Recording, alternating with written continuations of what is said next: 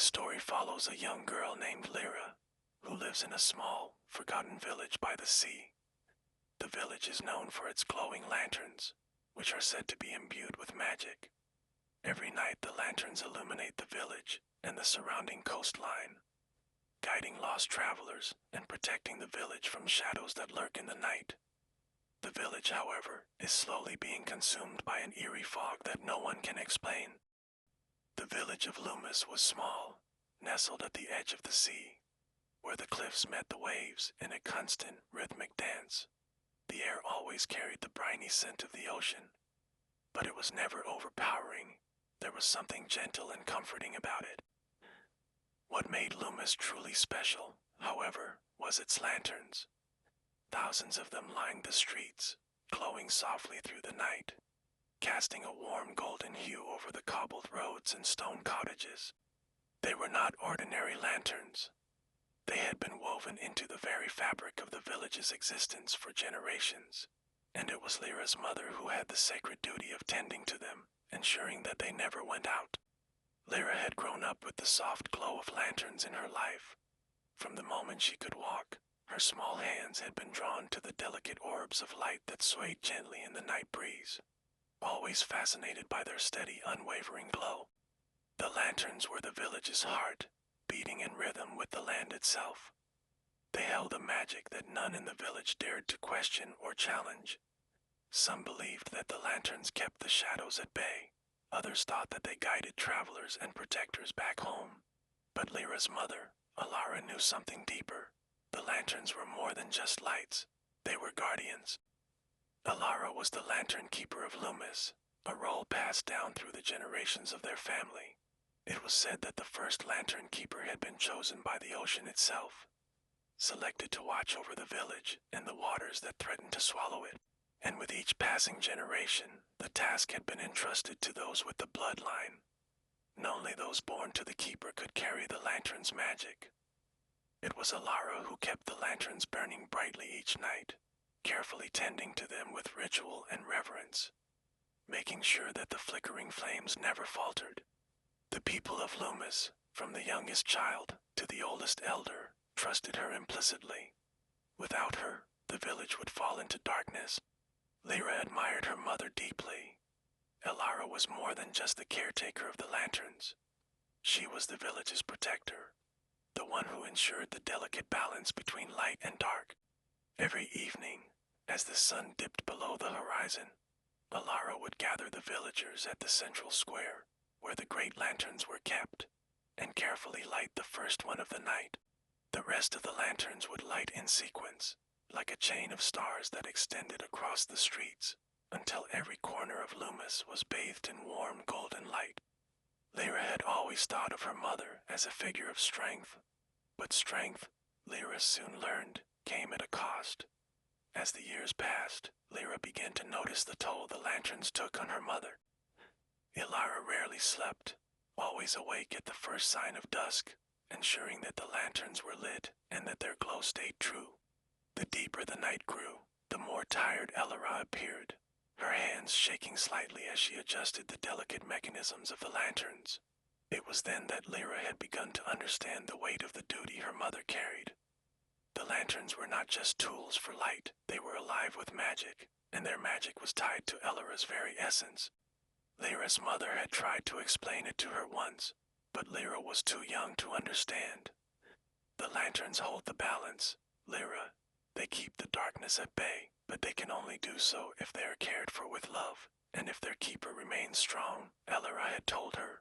But remember, love isn't just light, it's also knowing when to let go.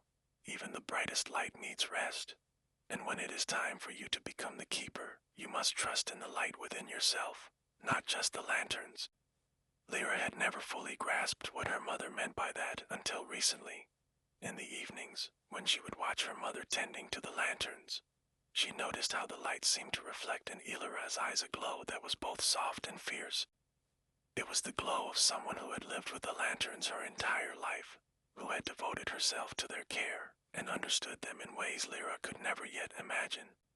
The people of Loomis, however, never saw the weariness in Alara's face. To them, she was the keeper steadfast, reliable, and unbreakable. They did not know that each night, as Lira set the lanterns aglow, she was drawing on a part of herself, a part that, over time, had started to fade. The village needed the lanterns, but so too did the lanterns need their keeper. It was a bond that could not be broken, and yet it was a bond that would soon be tested. Lira never could have predicted that her mother's strength would be put to the ultimate test. She had always believed that Lira would be there, lighting the lanterns for years to come.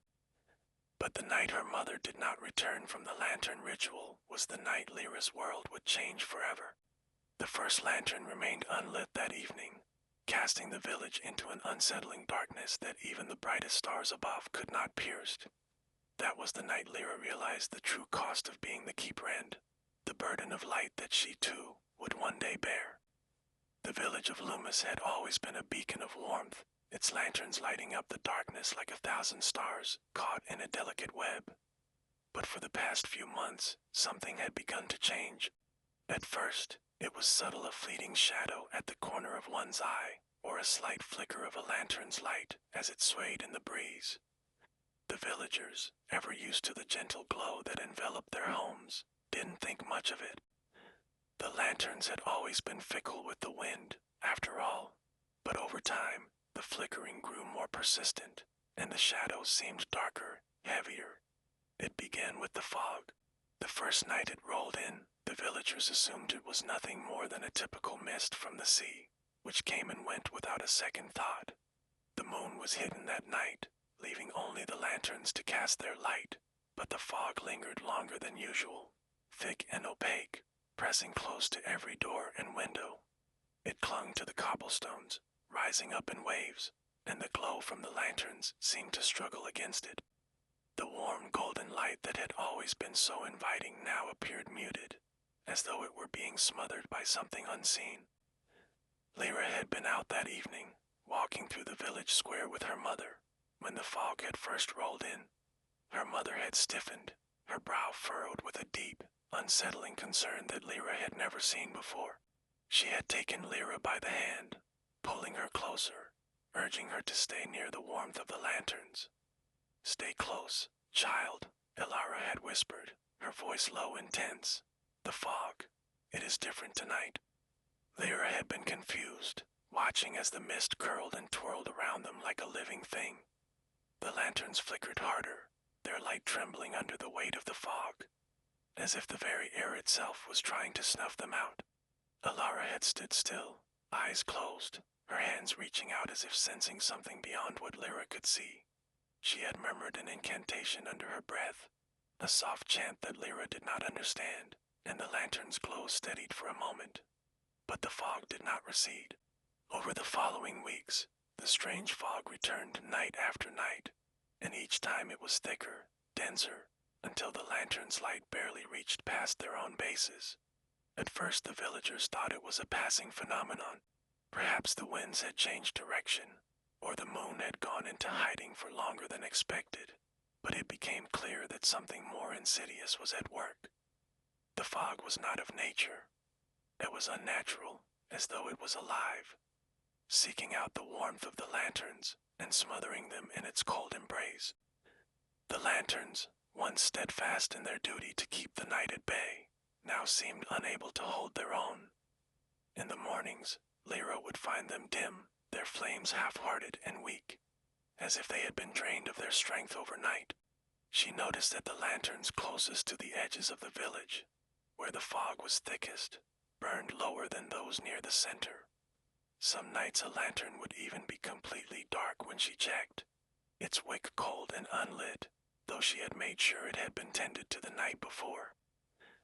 At first Lira had chalked it up to the weather, but after days of this strange occurrence, even she began to grow worried. She tried everything she could think of to combat the fog, performing ancient rituals, adjusting the lantern's positions, even using special oils in the lamp spot. Nothing seemed to stop the fog from creeping in, curling around the edges of the village like a silent predator. Each night, it grew closer to the center. The villagers began to whisper amongst themselves, fear starting to take root in their hearts. The fog was not just a weather phenomenon, they began to believe. It was something far more ominous. Some said it was a curse, a dark magic returning to claim the village. Others thought it was a sign that the world was changing, that the lantern's magic was failing and no one knew why.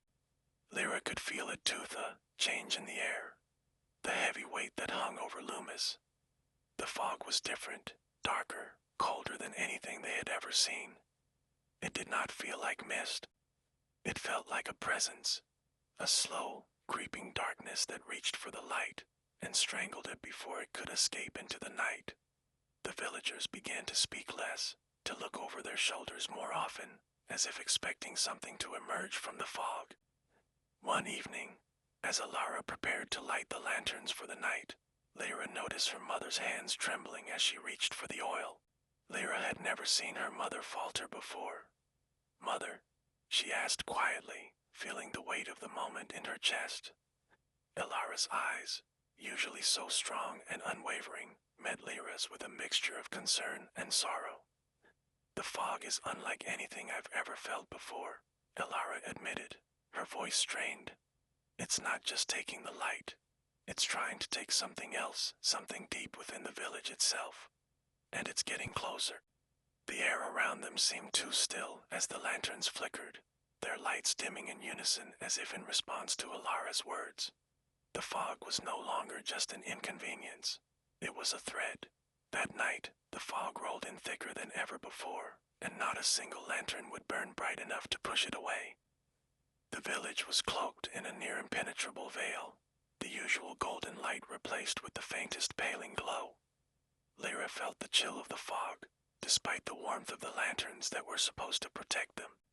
And then, in the deep silence, something shifted, a whisper, a soft rustling in the mist. The lanterns flickered again, their flames dancing wildly as though fighting for life. But no matter how hard Lyra and Alara tried, the fog only seemed to grow stronger, drawing closer and closer until the light from the lanterns barely reached beyond the first few steps. The village had never known a night like this, and Lyra began to fear that it might be the last.